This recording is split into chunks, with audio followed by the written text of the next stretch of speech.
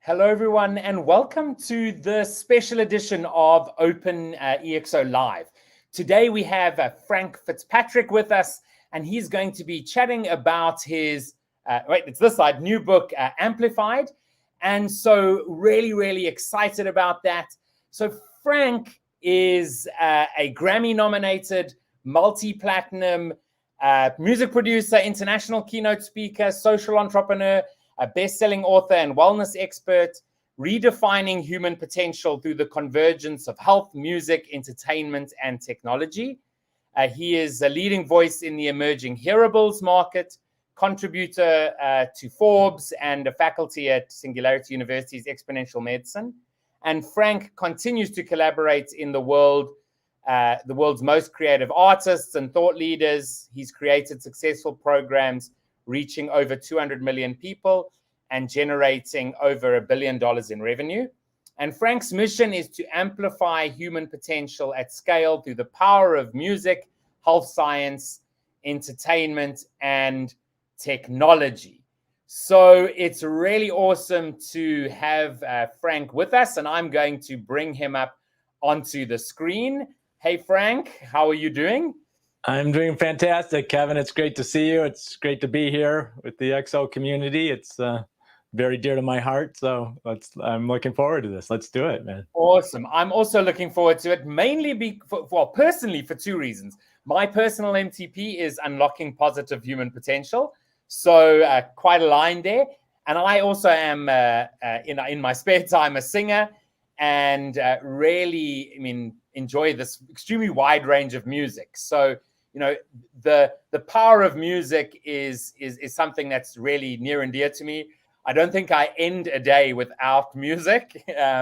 So really excited. And of course, music's been a part of your life since a very young age. Right at the beginning, in the introduction of the book, you speak about, your experience around learning flutes. And so can you just give folks who are watching a bit of a background as to like how music entered your life and its importance to you?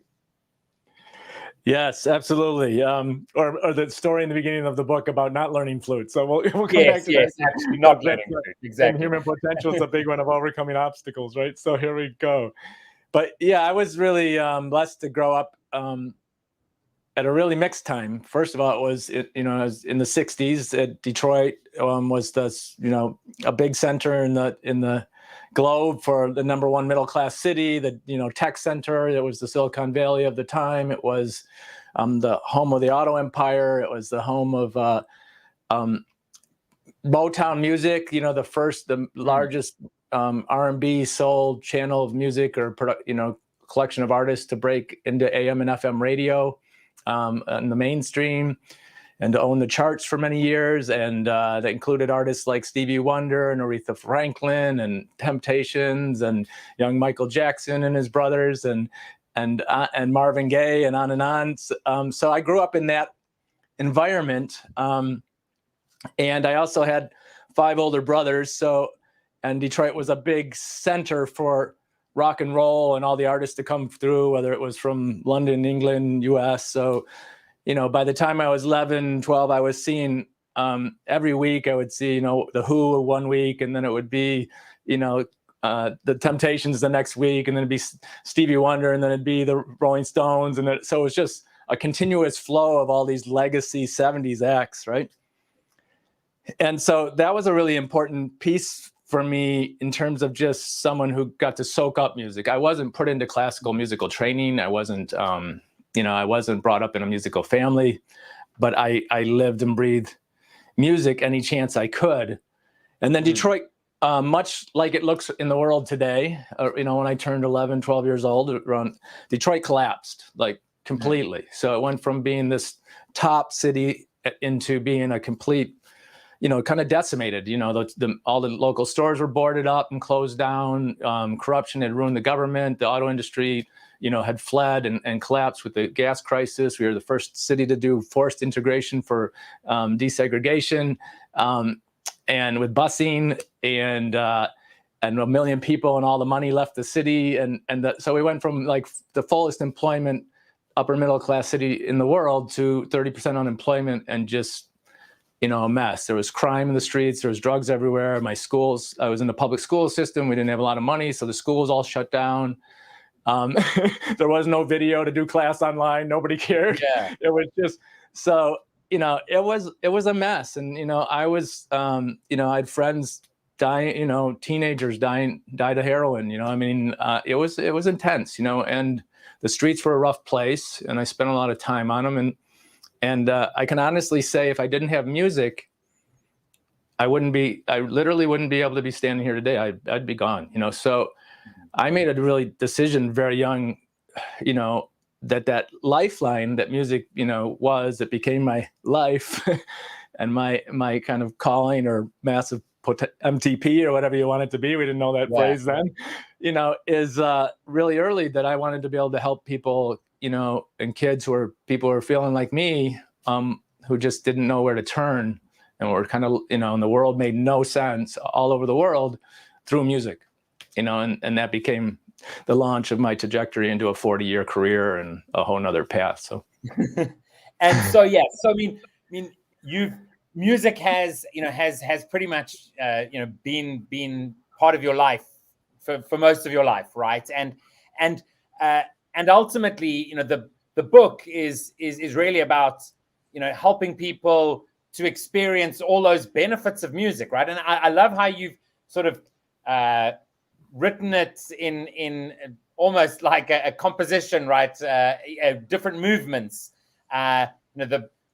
The first movements around, getting to know music, and then inviting music sort of in, and then looking at the sort of better future co-created with music. Now, of course, the Open EXO community, our MTP is about transforming the world for a better future. So, I would like us to focus a bit on movement 3 there, but I do have some other questions around movement 1 and 2 as well. So that's great. And we would phrase that in the community as purpose, so how do we, how can we as executives, founders, leaders, integrate music in scaling our purpose in an exponential way in a world that needs, whatever it is we're trying to bring to the world to make a more positive place. And if music's that secret ingredient that, if you got to have it in the mix, or it's just not going to be the same dish, so, and yes.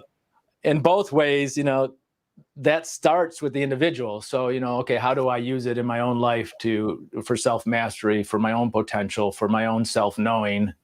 Because without that grounding in that center, for chasing a bigger purpose is kind of, like a 3-wheeled roller skate, so it's, so I would say, so both are kind of tied, and I'm happy to play in either space. I think it starts with the personal inner journey, and both of those subjects, though, using music and the technology related to it, and the way it can help you lead in the world and fulfill your purpose, that's definitely not taught.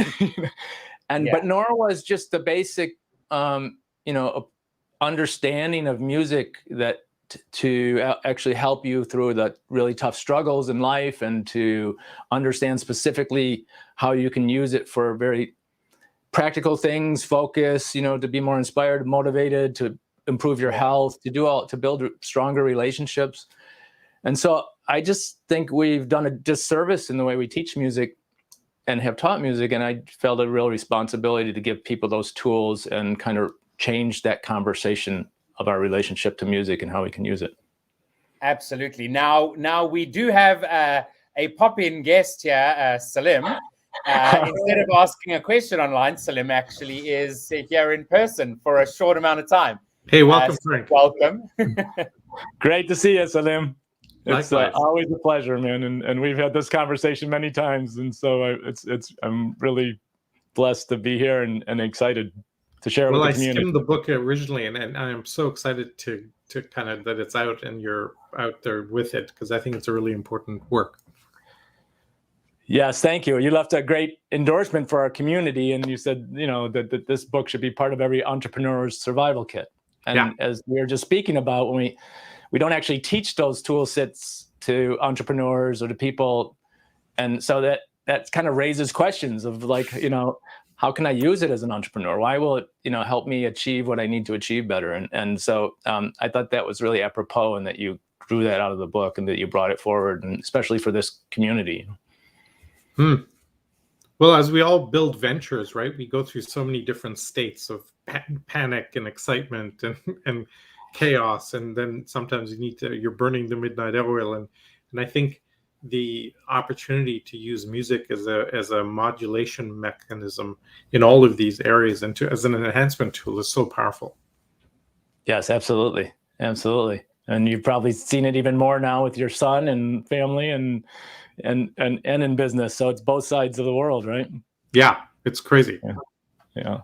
Although some of his choices in music are a little questionable, but that's to be expected of the younger generation. I'm sure your father said that about you. That's a pretty generational piece. Sure. There's an exercise in the book, by the way, just to help people cross those generational differences in music and get to know each other better, because every generation is going to wonder why the hell the next generation is listening to what they're listening to when there was such better music in our when we were their age. So, exactly. But there's that actually opens a great opportunity, because music is very personal. So through the gateway of music, we can have an inquiry about someone's music listening. They say, tell me what you listen to and I'll tell you who you are. So, but if we don't know why they're listening to it and what their purpose is around it and what their experiences they gain from it, then we're just judging the actual music through our experience of it, and we don't get to know the person. So there's ways to really open up really strong relationships with, especially across generations, with. So I invite you to play with that a little more. I'll need to. He came and asked me, I've got these 3 swear words. I don't know what they mean. I'm like, whoa, Nelly. You're 9. I mean, yeah. Yes, absolutely. So great to see you and great to be here. Likewise. Kevin, any topic you want us to cover? So ultimately, the next thing that that we did want to chat about was, Frank, you speak about these 7 faces of music, right? And how music can play a role in so many different parts of our lives, and we sort of been chatting a little bit about that, how it's business as well as family, etc. Can you share a little bit more about what those sort of 7 faces are? Well, I'm going to start with a little premise of where it comes from. So, I'm trying to really transform the way the world experiences and uses music. So first, we have to kind of have a major shift in our relationship with music. So we've taught to be performers of music, sellers of music, hopefully to become rock and roll stars of music. But we've never really, as we talked about just a moment ago, been taught about how do we receive music? Like, music's already there. Music has no judgment. Music has no expectation for us to become a performer or a star or an expert. Music is always there for us. And the way Beethoven said, and this is kind of what made a big shift for me around my perception and how I could try to help people understand this, is he says, and I'm going to paraphrase, but he says, music is a form of higher intelligence that understands humankind, but we're yet to fully understand. So that, like the Greeks and the Vedics and the whatever, they personified music in a way that music could help us and understand us and empower us, just like, and through that, I thought, okay, so if music is this spirit that enters into our life, and it's kind of, whether you call it this higher power, divine spirit, whatever, the universal, property, it's, how does it show up? And maybe it's not just show up in one persona, like this higher intelligence, which is kind of hard to put your hand on, but around it, it shows up in multiple ways. So if you need to learn something more effectively, then music shows up as a teacher, and it can help your brain function better, focus, learn, memorize, do all kinds of things. If music, if you're stressed or not healthy or, having trouble, music can show up as a healer. If you're very alone, and we've all been there, and we're like pulling our hair out and we don't know, especially during all this isolation, music can show up as a friend. So there's all these, if you need some creative input, like Einstein used to use regularly, or a number of people are mentioned in the book, from, Larry Page's founding of Google, inspiration to, music can show up as the muse, So it's all of these aspects, whether it's in our personal life or it's in our business, it can show up as all of these aspects. And our biggest thing is to shift how we receive it. Like, we don't have to do anything for music to show up. We have now, my goal is, get this book in 1 million people's hands, and for any kid or any entrepreneur to know that at any moment they can shift the way they feel, the way they think, their energy, their mood, their relationship through this, through the help of this little computer in their pocket and all the access to all the songs of the world, and or to making their own, So that's, where the 7 Faiths came in. I did a TEDx talk way back, and I was trying to help people. I was trying not to just be talking about the science and the brain on music. I was trying to give people a more personal way to relate to music, and the persona piece, I carry throughout the books. It might make some, scientists go, what? but there's enough validation on the neuroscience side that I don't really worry about it. So I have a question for you. You're tracking the breakthroughs in music and the impact of that on neuroscience and on people more than pretty much anybody alive, as far as I can see. What are a couple of recent discoveries that get you excited? Well, I mean, some of the discoveries are in the technology space, which we can talk more about, and how because that's pushing the research into the wild. It's going to push. It's kind of changing the game on the research. The investment into the research has been, kind of disappointing, to be honest, in the last 20 years. But the best way to, I think, look at it, if you look at like what Stephen Kotler, how he addresses flow and stacking neural triggers, that music is one more of those stacks, that can go onto that stack in the way that meditation can, in the way that movement can, and that it's a really powerful one. So we can, then when you look at what it's doing in the, how it's affecting dopamine, serotonin, the mitochondria, how it's affecting all these different areas of our system, especially in a relationship to other ones, even in relationship to relationship, then you're doing, kind of what they're doing in the flow stack is and this is just one that's been missing from the, high performance human potential field. So that's pretty exciting that, to look at the science that's been done around human potential, and then to bring the science that's been done around music towards health, wellness, human potential, and put those together as a real power play. That's I think that's really exciting to me. You could ask me, an area of your life, like I'm having trouble here, well, how can I use music? And, I bring up music doctor. It's like, well, you could do this, this, and this, and it'll help your meditation. It'll help your sleep. It'll help your, it'll help your relationship, whatever you're trying to address. So, and there is science behind each of those areas specifically, that supports it. So it's pretty exciting there. So here's a product I'd like to build, and if you're building it, great. If you're not, if you think it's interesting, we could try and get something done around this. I would like there's an app called Sensi, SENSIE, that right. You do 3 casts of your phone, like a fishing cast, and using the near accelerometer, it's able to tell how stressed you are and what your mental state is. Okay. Now, if you had that to analyze what your state is, right. It'd be great to have an app that said, I want to be focused, or I want to go out and exercise, or I want to get some work done, or I want to chat with a friend. For it to recommend what music would be most powerful to get me from where I am to where I want to be. Right. So you can apply it in all those areas. And what's other than just shaking your phone, what we're going to have, what you're seeing started slowly evolving, and in 5 years is probably going to be fully evolved, is these closed loop systems with what we call hearables, which is wearables are all moving to the ears, because we can get more sensor data on biometrics from the ears than any other part of the body. And when you bring the complex stream of what you're tracking at any time, in real time, kind of invisibly through your handheld computer to the cloud and back again, you'll be able to look at any point at like the audio input that was going in, including music, and see exactly how it was affecting your heart rate, your stress levels, your EEG, your all kinds of things. So your focus, and you'll just be able to go like you would on your Aura app or something like that and look at those scores. And then it'll also be able to be tied to music auto responses recommendations that can show up for you. Hey, your blood pressure's running high. You're a little stressed.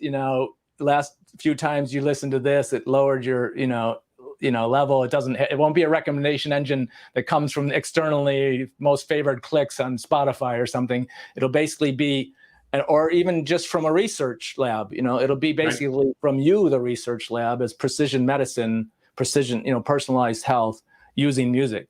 So that's kind of where we're going, and those are buildable. Most of those technologies, the sensors, the nanotechnology, the AI, the cloud data processing, most of it's available to us. It's kind of just, we're building into the next step. The one of the most powerful discoveries I came across, and I think you and I had actually chatted about this, was via Margaret Martin, who came across a researcher at Northeastern or Northwestern, and they found that if you have a classroom of kids and you play a certain sound, the reaction of the kids to the sound tells you what the retention was of the material that they just heard, which is like incredible, because now you have a feedback loop around that. And then the implications of that for education, because we're just about to start a new type of a sprint called a quest to figure out what should education, say, look like. And this type of new breakthroughs adds so much to the discussion around where should we be and what's possible. Right. Analutely. I mean, there's and it's in both directions. I mean, I'll tell you another amazing technology where like sound as an analytic, you had a conversation recently with Peter Diamandis about algorithms, right? So music theory and the way it relates to our DNA is basically an algorithmic structure.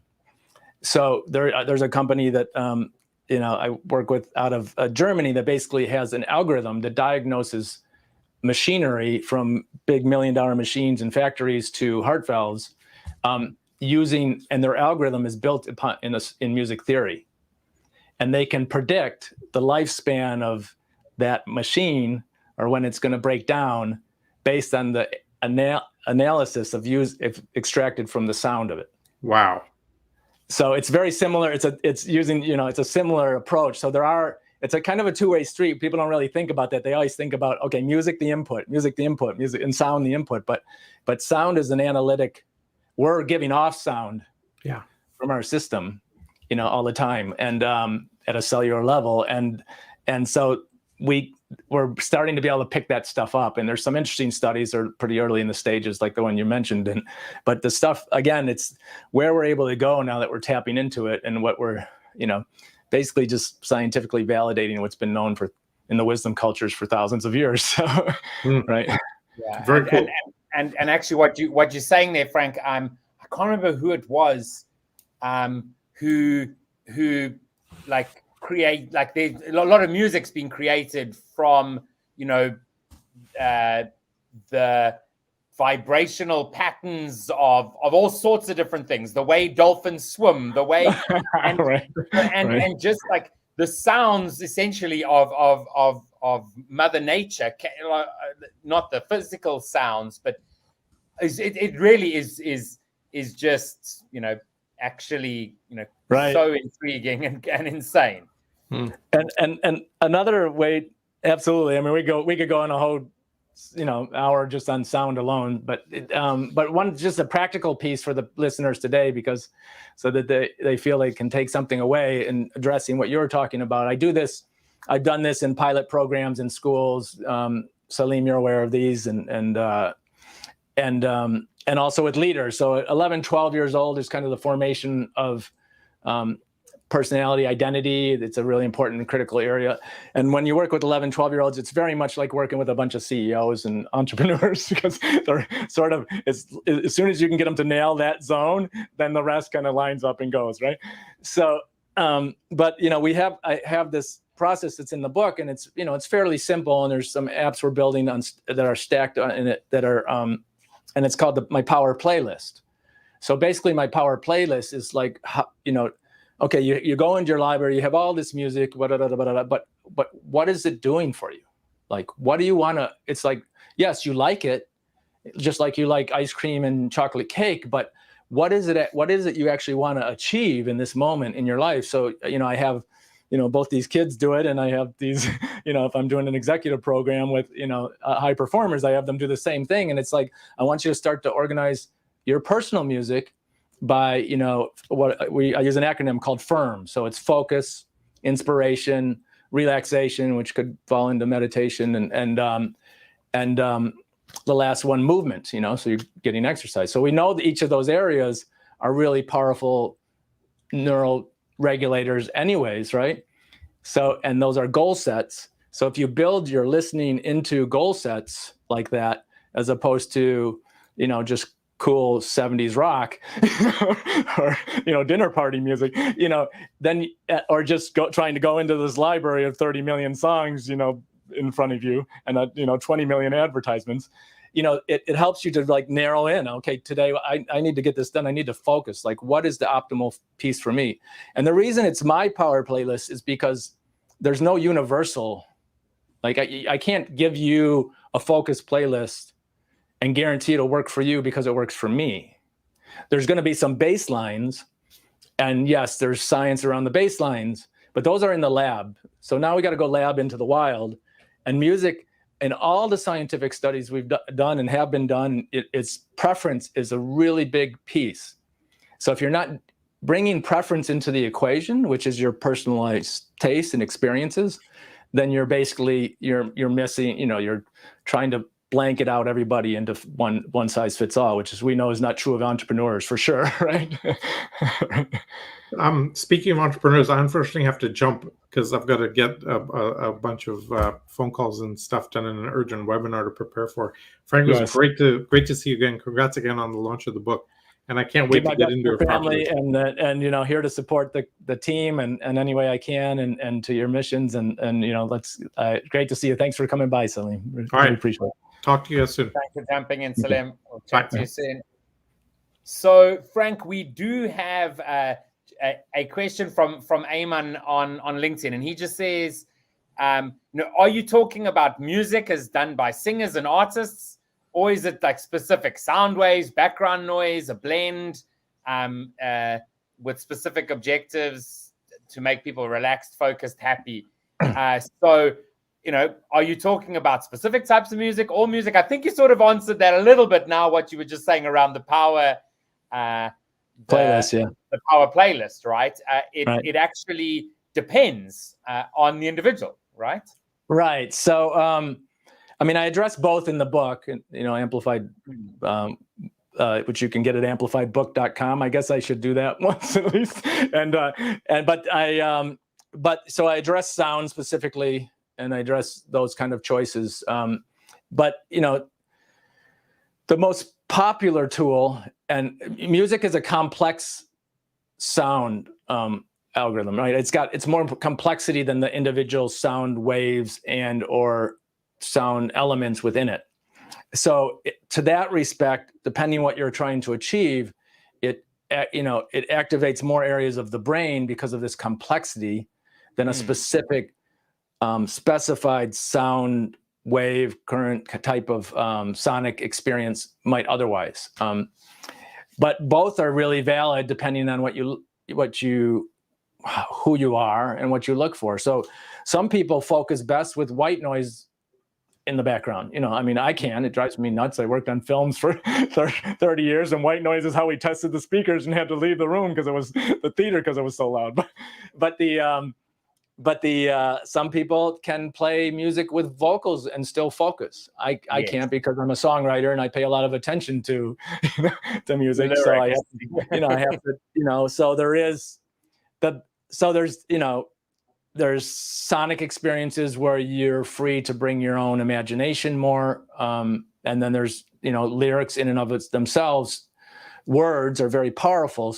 And words are ultimately more powerful when you tie them to music, because they, again, activate more areas of the brain. They stick deeper in the long-term memory. There's just a lot of reasons. So I'm not advocating one or the other, actually. Yeah. I'm advocating what works for you, and that there's value in both and in the combination of the two. Absolutely. Now, you've already spoken about some of the exercises in the book. And there are a number of exercises as you go through.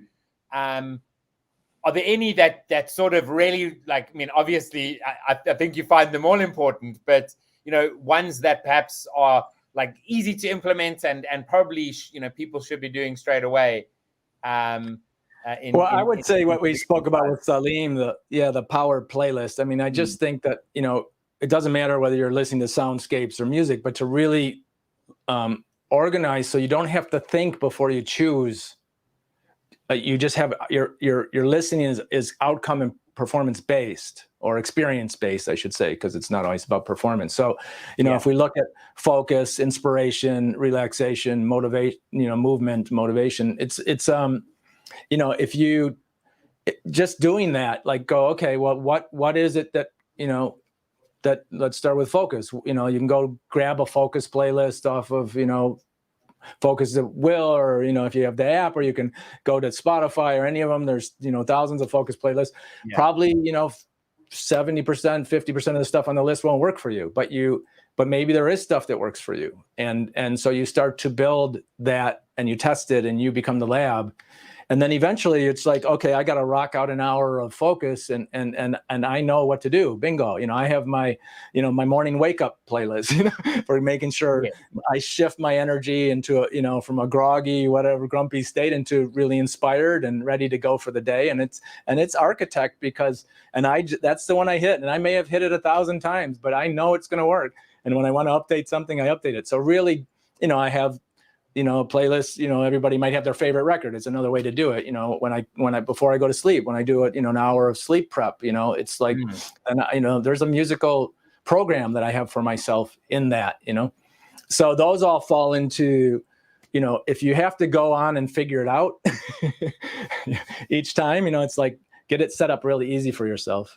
There's one other exercise that's a lot of fun, but it takes more of, you'd have to have the description a little bit, but it's called the Black Notes, and you have to have a piano or a keyboard.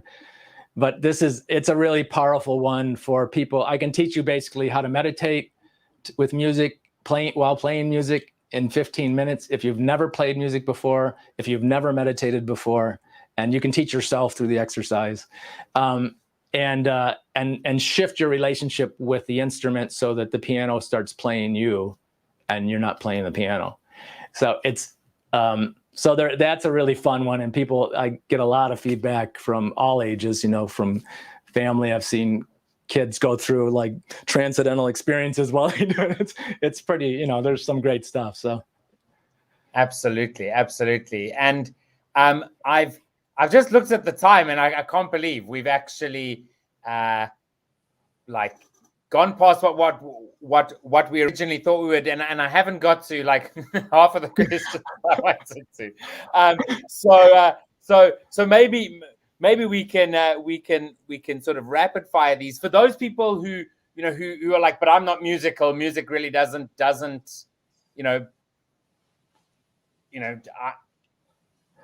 get. Yeah. Can I really get the benefits? You're speaking about all these benefits of music. Can I really get them? Absolutely. I would say, regardless of where you are, your relationship to music, it will improve your relationship with music, and you'll get tremendous benefit in any area of your life you choose to apply it. The book is for master musicians, all the way down to somebody who's never touched an instrument, is scared to touch an instrument, doesn't have any clue about how music works, but they just kind of like it, and they wish, they knew more, or they want to use it, and they want to have a more fulfilling life, Absolutely. And you also speak about how music is an exponential technology. Can you share a bit more what you mean by that? Well, short answer, there's two pieces. I mean, we can talk about exponential technology and what we're building in the space of hearables, and people can actually see that at amplifiedfuture.com and my column in Forbes. I cover that pretty regularly. But so there's the exponential, but as in and of itself, as music is one of the oldest immersive and exponential technologies, because I think there's something that, I said long ago is like, a great meal can feed a man for a day. A great song can inspire 1 million people for a lifetime. So, really powerful, great music, like a real servicing piece of technology is exponential. It can, we can name many people have created them, from John Lennon to Bob Marley to that. And these are like cross time zones, and they cross cultures, and they cross, and you don't have to have a box or a piece of technology. They live in your head. You can be on an island and not have your iPhone and still have the music playing, right? Yes. No, absolutely. 100%. And I mean, obviously we touched a bit on the hearables with Salam, right? And that was one thing that, that I definitely wanted to discuss a bit more. But as you said, I mean, there is a lot that people can find out there online. But the future definitely is that we're going to be able to use technological devices to track what we're hearing and add value to our lives, right? Right. And a lot of that's going to be transmitted through audio and sound. So mastering that and seeing where we can go with that is pretty, I'm happy to, it's a big subject, and it's a great subject for anybody who is in exponential technologies and wants to see what's coming down the pipeline. If you want to just do a drill down on where we're going in the future, because it's not only important in business opportunities and the $80 billion market that's unfolding and all of that, but it's also in terms of being an exponential leader. Like, how can you apply these tools now? How is that technology going to help you as a leader and a high performer, like to the next level? So there's some fascinating, there's plenty of meat there. So if you want to, wrap a button around that, we can. Absolutely. And Frank, I know that tomorrow on insight.openexo.com, an article about the book and a little bit more is going live. If everyone in the community, head over to insight.openexo.com tomorrow. And that's where insights from amazing people within our community, like Frank and many others, are dropping. You can also contribute to that. What I think is going live tomorrow or today is I did a special one on hearables for the community.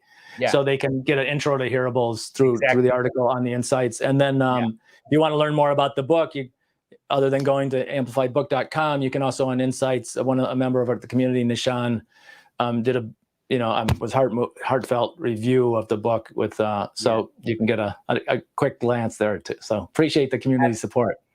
Absolutely. And so, Frank, ultimately this book, really it appeals to leaders who want to transform their leadership, to and their organizations, parents, teachers who want to inspire their kids to experience music in the way it should be. And what would be the one closing comment that you'd want to make as we end off today's live call?